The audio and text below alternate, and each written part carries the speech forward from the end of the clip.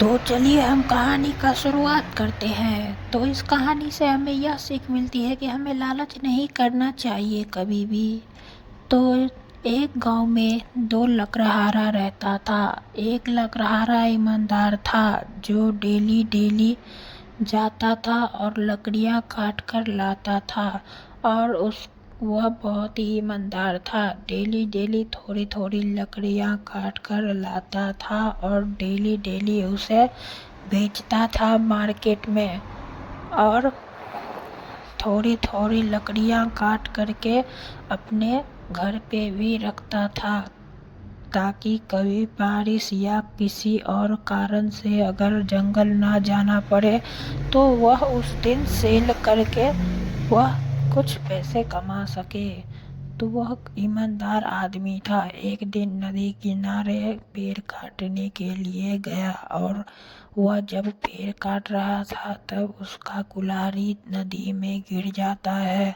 तब वह उदास हो करके बैठ जाता है। तब वह बहुत उदास हो जाता है तो नदी में से एक इंद्रदेव निकलते हैं और बोलते हैं, तुम क्यों उदास हो गए? तो लकड़हारा बोलता है कि मेरा कुल्हाड़ी पानी में गिर गया। फिर भगवान बोलते हैं, क्या यह सोने की कुल्हाड़ी तुम्हारी है? तो लकड़हारा बोलता है, नहीं, यह सोने की कुल्हाड़ी मेरी नहीं है। तो भगवान बोलते हैं, यह चांदी की कुल्हाड़ी तुम्हारी है? तो भगवान तो लकड़हारा बोलता है कि नहीं, मेरी तो कुल्हाड़ी पूरी पुरानी थी और लोहा की थी। तब भगवान लोहा की कुल्हाड़ी निकाल कर देता है और बोलता है, यह तुम्हारी कुल्हाड़ी है? तो बोलता है लकड़हारा, हाँ हमारी कुल्हाड़ी है। उसके बाद भगवान सोना की और चांदी की दोनों के ही हिस्से दे देता है। और यह जाकर के गांव में अपने लकड़हारा दोस्त को बताता है।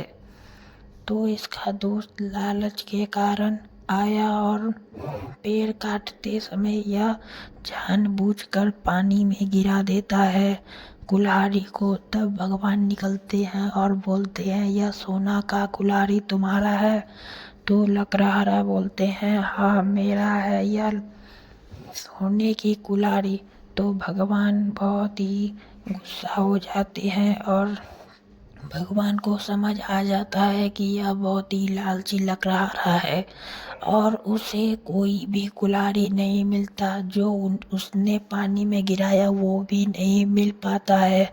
तो इसीलिए हमें इस कहानी से यह सीख मिलती है कि हमें कभी भी लालच नहीं करना चाहिए।